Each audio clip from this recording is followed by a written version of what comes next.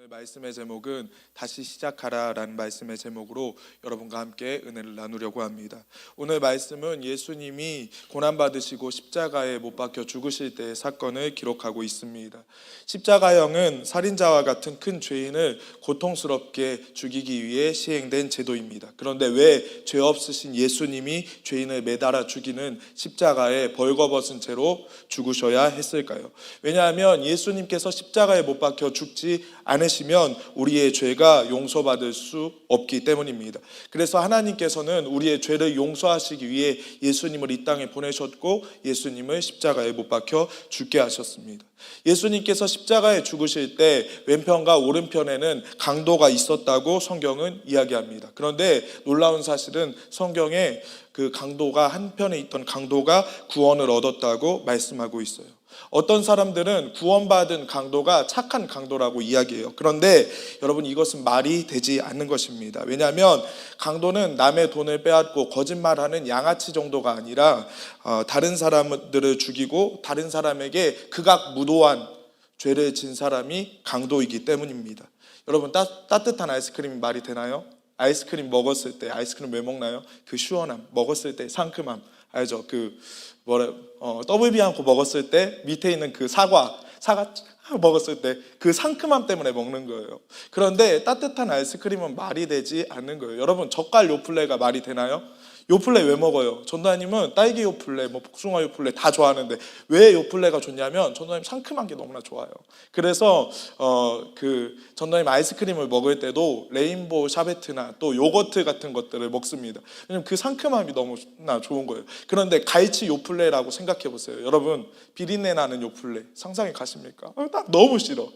근데 너무 싫어요. 그런데 그 말이 되지 않듯이 따뜻한 아이스크림 또 갈치 요플레가 말이 되지 않듯이 착한 강도는 말 자체가 되지 않는 것이에요.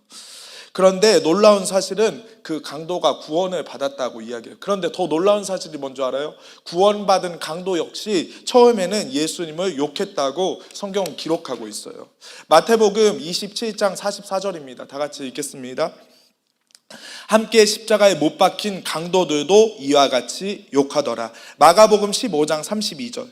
이스라엘 왕 그리스도가 지금 십자가에서 내려와 우리가 보고 믿게 할지어다 하며 함께 십자가에 못 박힌 강도들도 욕하더라. 성경은 왼편과 오른편에 있는 강도 모두 다 예수님을 욕했다고 이야기합니다. 예수님이 십자가에 고난받으실 때 왼편과 오른편에 있는 강도들은 예수님을 계속해서 욕했습니다. 조롱했어요. 예수님이 빨개 벗으시고 고난받으실 때, 벌거벗고 고난받으실 때 옆에 있는 강도들은 예수님을 조롱했어요. 네가 예수야? 나랑 똑같잖아.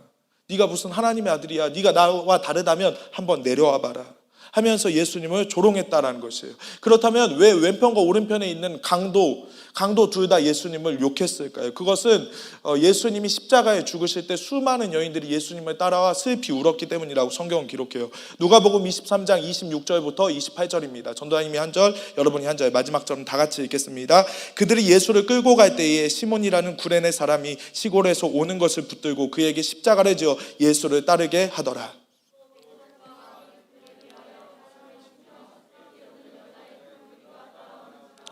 예수께서 돌이켜 그들을 향하여 이르시되 예루살렘의 딸들아, 나를 위하여 울지 말고 너희와 너희 자녀를 위하여 울라. 아멘. 십자가는 흉악한 죄인을 고통스럽게 죽이기 위해 시행된 제도예요. 그래서 십자가형을 받는 사람들이 생각할 때 저 사람은 죽어야 마땅해, 저 사람은 너무나 악한 사람이야 라고 이야기하며 조롱했어요. 그런데 예수님께서 십자가에 죽으실 때는 사람들이 조롱한 것이 아니라 수많은 여인들이 예수님을 따라와 함께 울었다고 성경은 이야기해요. 강도들은 예수님의 죽음을 보며 애통하는 여인들, 가슴을 치며 슬퍼하며 애통하는 여인들을 보며 예수님을 조롱했어요. 왜냐하면 질투가 났기 때문이에요. 그런데 어떻게 예수님을 욕하던 이 강도가 예수님이 십자가를 지신 6시간 동안 예수님을 믿고 구원을 받을 수 있었을까요? 강도들은 십자가에 달린 예수님을 보며 조롱했어요. 욕을 했어요. 그리고 군인들도 십자가에 달리신 예수님을 보며 조롱했어요. 네가 유대인의 왕이야? 네가 하나님의 아들이야? 그럼 내려와 보시지. 하나님의 아들인데 왜 빨개 벗고 있지? 하나님의 아들인데 왜 이렇게 비참하게 죽고 있지? 하면서 예수님을 조롱했다라는 것이에요. 군인들은 심지어 예수님이 입고 있던 속옷까지 다 찢었다고 이야기해요. 우리가 성화를 보면 예수님이 속옷 같은 걸 걸치고 있잖아요. 그런데 성경에 보면 마지막 남은 속옷까지도 군인들이 예수님의 속옷을 찢어 가졌다고 성경은 이야기합니다. 그러면서 예수님을 조롱했다라는 것이에요. 예수님을 욕했다라는 것이에요. 십자가의 강도 둘 다 예수님을 욕했다고 성경은 이야기해요. 그런데 어떻게 한편에 있는 강도가 구원을 얻을 수 있었을까요? 전도사님은 이 말씀을 발견하고 너무나 놀라웠어요. 왜냐하면 다른 죄를 진 것이 아니고 예수님을 욕까지 했는데, 예수님을 조롱까지 했는데, 감히 하나님의 아들 만왕의 양 예수님을 조롱했는데 조롱했던 그 강도까지도 구원을 받았다라는 것이에요. 이것이 하나님의 사랑이에요. 이것이 예수님의 사랑이에요. 예수님을 욕했을지라도, 예수님을 비방했을지라도 회개하고 돌이키면 용서해 주시는 은혜, 그 은혜를 전도사님은 여러분이 오늘 누렸으면 좋겠습니다. 어떻게 예수님을 욕했던 이 강도가, 예수님을 조롱했던 이 강도가 구원을 받을 수 있었을까요? 그것은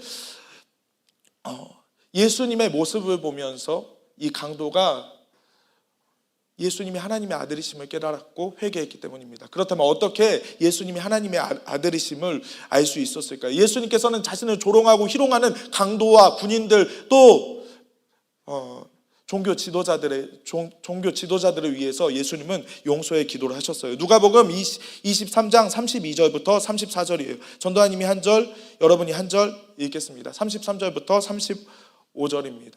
해골이라 하는 곳에 이르러 거기서 예수를 십자가에 못 박고 두 행악자도 그렇게 하니 하나는 우편에 하나는 좌편에 있더라.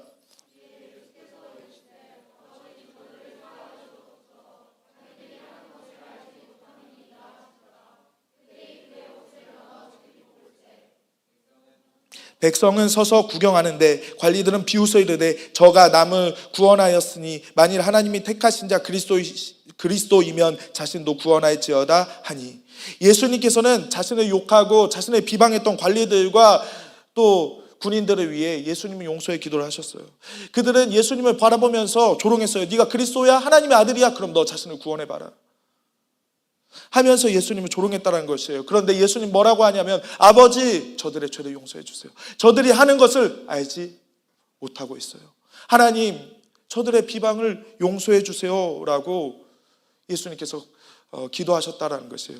한편에 있는 강도가 예수님의 용서의 기도를 들으면서 이런 생각을 한 것 같아요. 저 사람이 십자가에서 죽어도 마땅한 사람이라면 분명 자신을 죽이는 사람 앞에 나처럼 다른 사람을 조롱하고 욕해야 되는데, 예수님은 자신을 조롱하고 자신을 욕하는 사람들을 위해 용서의 기도를 하셨다라는 것이에요.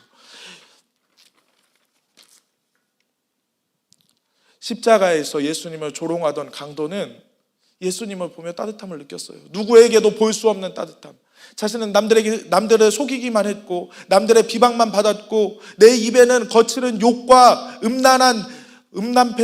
음담패설 뿐인데, 예수님의 입술에는 용서의 입술, 사랑의 언어, 사랑의 은혜가 예수님의 삶 가운데 느껴졌기 때문이라고 성경은 말씀하고 있어요.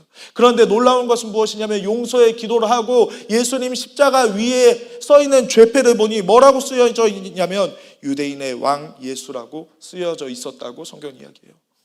그 모습을 보면서 이 십자가의 강도는 예수님이 하나님의 아들이심을 깨닫게 된 거예요. 예수님이 구원자라는 사실을 깨닫게 된 거예요. 요한복음 19장 18절부터 19절 말씀에 보면 이렇게 말해요. 그들이 거기서 예수를 십자가에 못 박을세 다른 두 사람도 그와 함께 좌우편에 못 박히니 예수는 가운데 있더라. 빌라도가 패를 써서 십자가 위에 붙이니 나사렛 예수 유대인의 왕이라 기록되었더라. 마태복음 27장 37절 38절 그 머리 위에 이는 유대인의 왕 예수라고 쓴 패를 붙였더라. 이때에 예수와 함께 강도 둘이 십자가에 못 박히니 하나는 우편에 하나는 좌편에 있더라. 마가복음 15장 33절 그 머리 위에 이는 유대인의 왕 예수라고 쓴 패가 있더라. 유대인들은 부모님을 통해서 하나님께서 이 땅에 구원자를 보내셔서 자신을 구원해 주신다라는 약속을 들었어요. 그런데 예수님을 조롱하던 강도가 예수님의 모습을 보니까 예수님의 모습을 보니까 예수님이 하나님의 아들이 마신 거예요. 자신을 조롱하고 자신을 핍박하고 자신을 저주하는 사람들을 위해 예수님이 용서의 기도를 하셨고, 그리고 그 예수님의 눈빛을 보니까 예수님의 눈빛 가운데 사랑이 흘러가는 거예요. 긍휼이 흘러가는 거예요.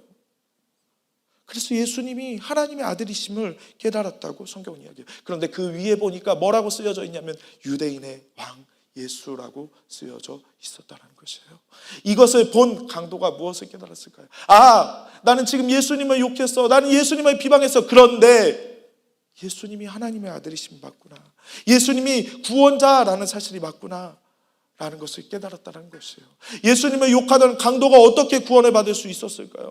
그것은 예수님을 욕하던 강도가 예수님이 하나님의 아들이심을 깨닫고 회개했기 때문이에요. 누가복음 23장 한번 읽어보겠습니다. 달린 행악자 중 하나는 비방하여 이르되 내가 그리스도가 아니냐 너와 우리를 구원하라 하되, 하나는 그 사람을 꾸짖으려 이르되 내가 동일한 정죄를 받고서도 하나님을 두려워하지 아니하느냐. 우리는 우리가 행한 일에 상당한 보응을 받는 것이 이에 당연하거니와 이 사람이 행한 것은 옳지 않음이 없느니라. 십자가에서 예수님을 욕하고 예수님을 조롱하던 강도는 예수님의 용서의 기도와 죄패를 보며 예수님의 하나님의 아들이심을 깨닫고 옆에 있는 강도에게 이렇게 이야기하는 거예요. 야, 우리는 죽어야 마땅해. 우리는 우리가 진 죄로 인하여 형벌받고 심판받는 것이 마땅해. 그런데 이분은 아니야.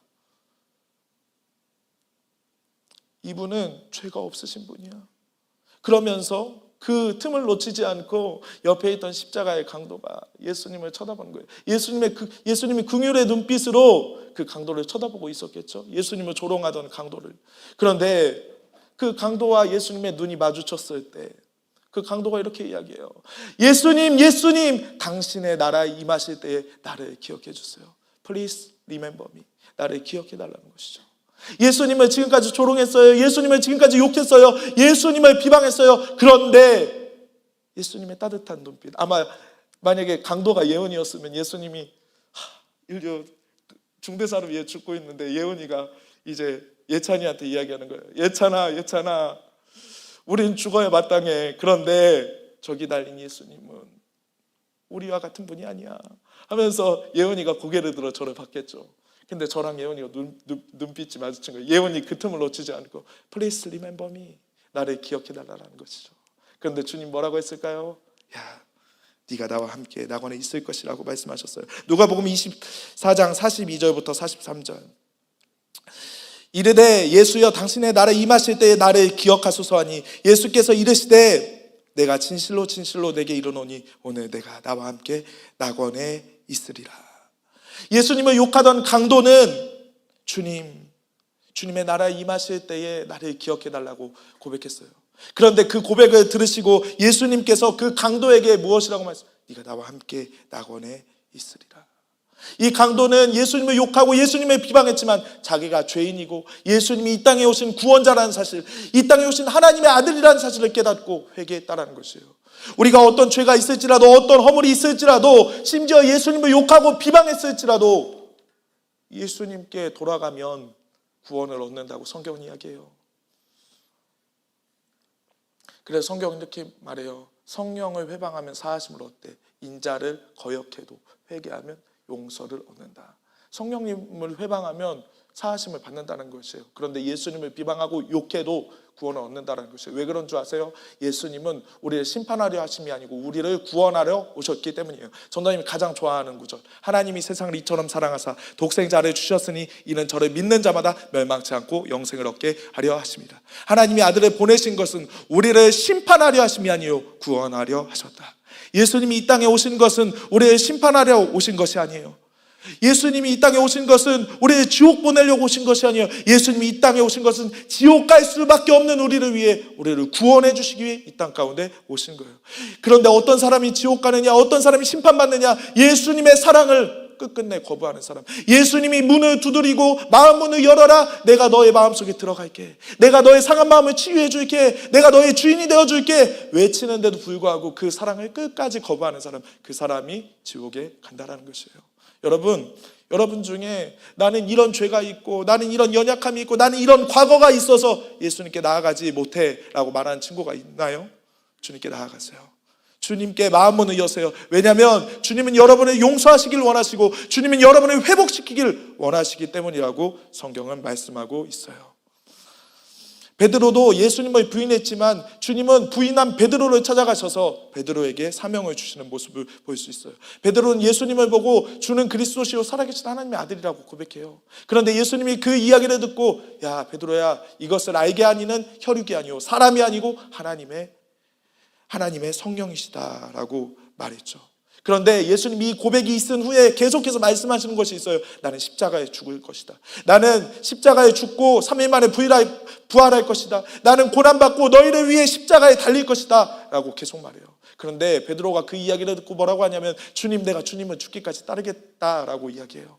그리고 주님, 그런 일이 절대 없을 겁니다. 내가 주님을 지킬 겁니다 라고 고백해요. 그런데 예수님이 십자가에 죽으실 때 베드로는 어떻게 됐죠? 예수님을 3번 부인한 거예요. 예수님 베드로에게 말씀하시죠. 야 베드로야, 닭 울기 전에 네가 나를 3번 부인할 거야. 그런데 베드로가 뭐라고 하냐면 주님, 나는 주님을 절대 부인하지 않을 거예요. 근데 예수님 십자가 지실 때 베드로는 예수님을 3번 부인하죠. 자신의 종에게 예수님을 또 부인하는 거예요. 3번 부인할 때 닭이 꼭게요 울리는 거예요. 그 닭 웃음소리를 들을 때 주님께서 베드로를 쳐다보시죠. 베드로도 주님을 쳐다보죠. 그 닭 울음소리가 들리고 예수님의 눈을 베드로가 마주쳤을 때 자신이 예수님을 3번 부인할 것이라고 한 말이 생각나서 베드로가 통곡하면서 울었다고 성경은 기록해요. 예수님의 눈빛이 어땠을까요? 베드로가 예수님을 부인하고 내가 죽기까지 예수님을 따르겠다고 고백했는데 예수님을 3번 부인하고 예수님의 눈이 마주친 그 순간, 그 예수님의 눈을 마주친 베드로의 마음은 어땠을까요? 만약에 예수님이 저주의 눈빛으로 베드로를 쳐다보셨다면 베드로는 아마 유다처럼 자살했을 거예요. 아마 전도사님 생각하기에 예수님의 눈빛은 이런 눈빛이었을 거예요. 베드로야, 괜찮아. 난 너의 연약함을 알고 있어. 난 너의 부족함을 알고 있어. 자살하지 말아다오. 그 자리에 견뎌다오. 다시 내게로 나아다오. 주님이 그렇게 쳐다보셨겠죠. 그런데 그 베드로는 예수님 부인하고 죄책감에 빠져서 예수님 자신이 원래 하던 직업 어부로 돌아가죠. 자신의 고향으로 돌아가죠. 그런데 고향으로 돌아간 베드로와 제자들에게 예수님은 다시 찾아가시는 거예요. 그리고 한 번도 네가 왜 나를 부인했니? 네가 왜 나를 떠났니? 너 왜 나에게 이렇게 잘못했니? 묻지 않으시고 예수님 베드로에게 말씀하시는 것, 떡과 상을 준비해 놓으시고 먹을 것을 주시면서 생선을 주시면서 베드로에게 질문하는 것, 베드로야, 네가 나를 사랑하니? 예 주님, 내가 주님을 사랑합니다. 베드로야, 정말로 네가 나를 사랑하니? 예 주님, 내가 주님을 사랑합니다. 한 번 더 물어보시죠. 베드로야, 네가 정말 나를 사랑하니? 근데 베드로가 거기서 고민하는 거예요. 자기가 3번 부인했기 때문에 주님, 내가 주님을 사랑한다고 고백할 수가 없는 거예요. 그래서 베드로가 이렇게 이야기해요. 주님, 내가 주님을 사랑하는 줄 주님께서 아십니다.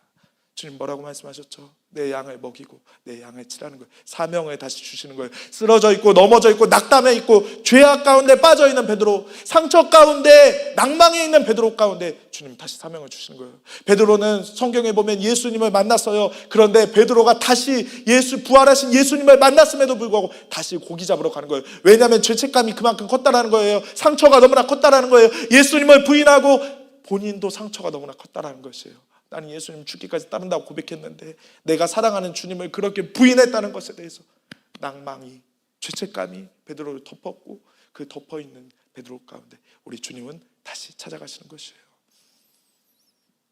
여러분, 바울은 어땠나요?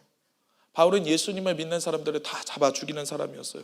예수님을 믿는 사람을 감옥에 넣을 뿐만이 아니라 예수님을 믿는 사람을 수없이 핍박하고 예수님 믿는 사람을 수없이 괴롭히던 사람이 바울이었어요. 그런데 그날도 어김없이 예수님을 팔러 다메섹이라는 곳에 지나가고 있었는데 우리 주님이 그 바울 가운데 나타나시는 거예요. 바울 가운데 나타나셔서 하는 말, 빛 가운데 나타나셔서 바울이 놀라는 거예요. 주님 누구입니까? 당신은 누구입니까? 예수님, 나는 네가 핍박하는 예수다. 나는 네가 박해하고 네가 저주하는 예수다 하면서 그 바울을 만나 주셨어요. 그래서 그 바울을 통하여 어떻게 됐나요? 세계 선교가 이루어지는 거예요. 바울은 예수님을 잡아 죽이는 사람이었고, 심지어 스데반이 돌에 맞아 죽일 때 바울도 그 자리에서 스데반이 죽는 것을 당연한 걸로 여겼던 사람이 바울이었어요. 그런데 그 바울을 주님께서 만나 주신 거예요. 그렇다면 여러분이 어떤 죄가 있더라도, 어떤 허물이 있더라도 주님께 나아간다면 주님 여러분을 더 깊이 만나 주시지 않을까요? 여러분이 낙담과 상처와 또 죄악 가운데, 죄책감 가운데 머물러 있다면 우리 주님이 다시 여러분에게 말씀하시는 거예요. 내가 너를 사랑한다. 내가 너를 알고 있다. 너의 상한 마음, 찢겨진 마음, 너의 죄책감, 너의 연약함을 내가 알고 있다. 다시 일어서라. 주님이 말씀하시는 거예요. 그래서 성경은 이렇게 말해요. 수고하고 무거운 짐진 자들아, 다 내게로 오라. 내가 너를 쉬게 한다. 내가 너를 쉬게 하리라. 우리 주님께 나아가면 수고하고 무거운 짐진 자, 상처 있는 자, 낙담 가운데 있는 자, 그 사람을 치유해 주시겠다고 성경은 말씀하고 있는 것이에요. 스바냐 3장 14절부터 17절 말씀입니다. 전도님이 한 절, 여러분이 한 절 읽겠습니다. 시온에 따라 노래할지어다. 이스라엘아 기쁘게 부를지어다. 예루살렘에 따라 전심으로 기뻐하며 즐거워할지어다.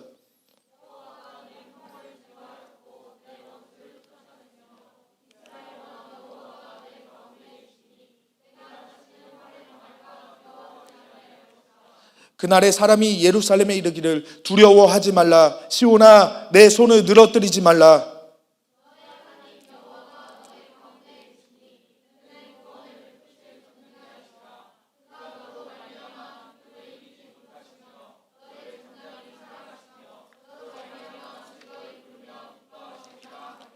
아멘. 성경은 이렇게 말해요. 시온에 따라 즐거워하라. 기뻐하라. 전심으로 기뻐하며 즐거워하라. 왜냐하면 내 하나님 여호와가 너희 형벌을 제거하였고 내 원수를 쫓아냈으며 너희 가운데 있다. 이 말씀은 죄악 가운데 있는 이스라엘 백성들, 하나님을 떠나 수없이 범죄하고 우상 숭배했던 이스라엘 백성들 가운데 하나님 회복을 약속하시는 거예요. 하나님을 떠났고 수없이 범죄했는데 하나님은 이들 가운데 회복을 약속하시는 거예요. 그러면서 뭐라고 말하냐면 야 다시 기뻐해라. 그리고 전심으로 즐거워해라. 왜냐하면 내가 너의 형벌을 제거할 뿐 아니라 너의 원수를 쫓아낼 것이기 때문이다 라고 말해요.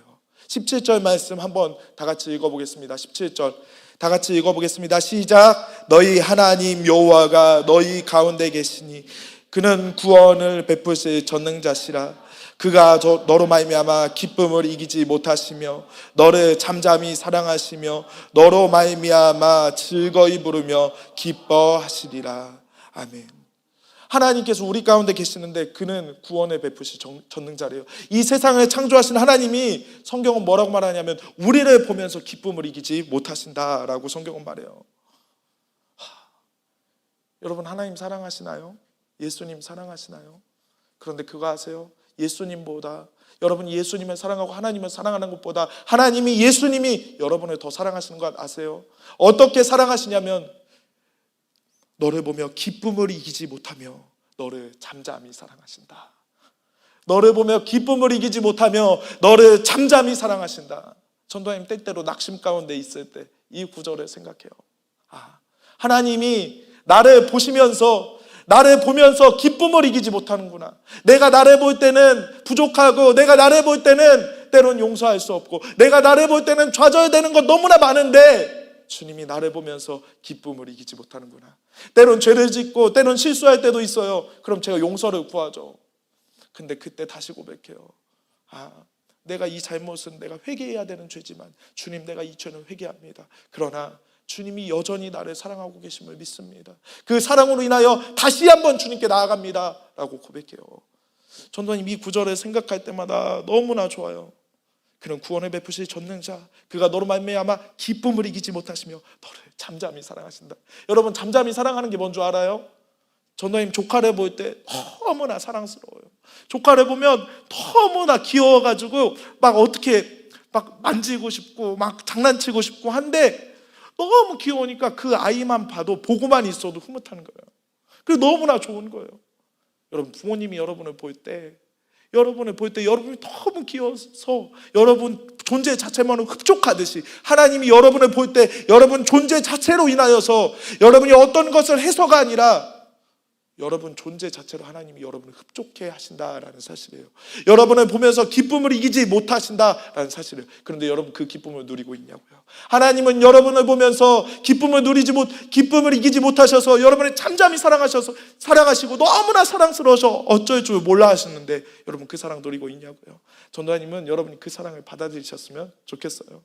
그래서 성경은 말해요. 우리가 깨끗했을 때가 아니라 우리가 아직 죄인 되었을 때에 그리스도께서 우리를 위해 죽으심으로 하나님이 우리에 대한 자기의 사랑을 확증하셨다. 우리가 깨끗했을 때가 아니에요. 우리가 죄인 되었을 때, 죄 곧 나 곧 죄, 내 자체가 죄가 되었을 때 하나님이 나를 사랑하셔서 예수님을 보내주셨다라는 것이에요. 우리의 힘으로 갈 수 없기 때문에 하나님이 우리를 사랑하셔서 우리 심판받지 말라고 예수님을 보내주셨다라고 성경은 말씀하고 있는 거예요. 사랑하는 여러분, 주님께서는 여러분의 모든 죄와 허물을 용서해 주기를 원하세요. 여러분이 어떤 허물이 있을지라도 어떤 죄악이 있을지라도 여러분이 주님께 나아간다면, 주님께 회개한다면, 주님께로 돌이킨다면 주님 여러분의 죄악을 용서해 주세요. 그리고 다시 시작할 수 있는 힘을 주시는 분, 다시 시작할 수 있도록 기회를 주시는 분, 그분이 우리 주님이라고 성경은 말씀하고 있는 거예요. 그런데 전제가 있어요. 회개해야 돼요. 회개는 뭐냐면 내 방식대로 사는 것을 돌려서 주님을 바라보는 거예요. 내 뜻대로 살던 것을 내려놓고 다시 하나님의 뜻을 붙드는 것, 그것이 회개예요. 사도 바울이 하나님의 뜻을, 사명을 붙들고 이방 가운데 나아갔던 것처럼, 사도 베드로가 예수님을 부인하고 떠났지만 다시 주님의 사명을 붙들고 나아갔던 것처럼 주님의 사명을 다시 붙들고 나아가는 것, 그것이 회개라고 성경 말씀하고 있는 것이에요. 여러분, 외국에 가면 터틀비치가 있어요. 터틀비치는 뭐냐면 거북이가 사는 바다예요. 아빠와 아들이 호주에 있는 터틀비치, 거북이 바다를 걷고 있었어요. 그런데 거북이가 막 알이 까서 이제 알에서 나와서 거북이가 바닷가로 들어가는 거예요. 바닷가로 계속 이제 거북이가 들어가는데 새들이 와서 그 거북이를 잡아가는 거예요. 하나, 둘, 셋, 넷, 다 잡아가죠. 근데 아빠와 함께 있던 아들이 이상한 행동을 해요. 어떤 행동을 하냐면 아빠와 함께 있던 아들이 거북이를 주섬주섬 잡더니 바다로 훅 던지는 거예요. 그리고 또 계속해서 알에서 나온 거북이를 잡아서 바다로 던지는 거예요. 아빠가 이야기하죠. 아들아, 왜 이 거북이를 저기 바다에 던지니? 그러니까 저 새들이 와서 이 거북이를 잡아먹잖아요. 이렇게 이야기하는 거예요. 아빠가 아들한테 이렇게 이야기해요. 야, 얘야, 네가 아무리 거북이 던져도 이 수많은 거북이를 저 새들이 와서 잡아먹잖아. 그런데 아들이 말없이 던지는 거예요. 그러면서 그 아들이 뭐라고 하냐면, 아빠, 이 거북이에게는 의미가 있을 거예요. 저 잡아먹히는 거북이들도 있지만 살아남는 거북이에게는 의미가 있을 거예요. 전도사님은 이 설교가 나 죄 없어요, 나는 완벽해요, 나는 하나님의 뜻대로만 살아요 말하는 사람 말고, 하나님, 나는 왜 이렇게 부족할까요? 나는 왜 이렇게 매일 쓰러질까요? 내 자신을 내가 보면 왜 이렇게 용서할 수 없는 모습일까요? 죄책 가운데 빠져있는 사람에게 이 설교가 의미가 있기를 예수님의 이름으로 축복합니다. 여러분, 낙담 가운데 있나요? 또 어려움 가운데 있나요? 남들에게 말할 수 없는 고민 가운데 있나요? 교회로 와요, 모두가 하나님 말씀을 들어요. 교회로 와요, 모두가 하나님 말씀을 들어요. 나 혼자예요, 나 아무도 없어요, 나 외로워요 말하는 친구들 있나요? 교회로 와요, 모두가 하나님 말씀을 들어요. 교회로 오세요. 하나님 말씀을 들어요. 그러면 주님께서 여러분의 삶 가운데 놀라운 일을 행해 주실 줄 믿습니다. 주님이 주시는 용서를 충만하게 누리는 여러분이 되시기를 예수님의 이름으로 축복합니다. 여러분, 죄책감 가운데 빠져있는 친구들이 있다면 오늘 찬양부로 기도할 때 이렇게 고백하세요. 주님, 내가 주님께로 나아갑니다. 주의 보혈로 씻어주시고 나를 새롭게 해주세요 라고 고백하세요. 그리고 하나님의 은혜 가운데 거하고 있는 친구들도 아마 많이 있을 거예요. 그런 친구들이 있나요? 그렇다면 혹시 용서하지 못하고 있는 사람들이 있다면 여러분, 하나님, 내가 나에게 잘못한 사람을 용서하기를 원한다고 고백하세요. 주님은 여러분이 다른 사람을 용서하기를 원하세요. 부모님을 용서하기를 원하고, 친구를 용서하기를 원하고, 옆에 여러분에게 잘못한 사람을 용서하기를 원해요. 그 사람이 잘못한 게 맞지만 주님 왜 여러분에게 용서하라고 말씀하시는 줄 알아요? 여러분이 소중하기 때문이에요. 왜냐하면 여러분이 다른 사람을 미워하고 있고 다른 사람들을 싫어하고 있으면 여러분이 그 아픔이, 그 슬픔이, 그 상처가 틈이 되어서 악한 영이 그 마음을 계속 흔들기 때문이에요. 그 상처를 비집고 들어와서 여러분의 삶을 망치게 하기 때문이에요. 그 사람이 잘못했는데 여러분이 다른 사람을 미워하면 여러분의 삶이 망가져요. 여러분이 미움을 품으면 여러분 몸 가운데, 여러분 마음 가운데, 여러분 영혼 가운데 독이 쌓이는 거예요. 그래서 주님은 여러분을 위해서 다른 사람을 용서하기를 원하신다고 말씀해요. 왜냐하면 여러분이 아프면 안 되니까, 여러분이 슬프면 안 되니까, 여러분이 아픔으로 인하여서 여러분의 영혼이 병들면 안 되니까 주님은 여러분을 너무 사랑하셔서 다른 사람을 용서하기를 원하신다고 성경은 말해요. 우리 함께 찬양하고 기도하시겠습니다.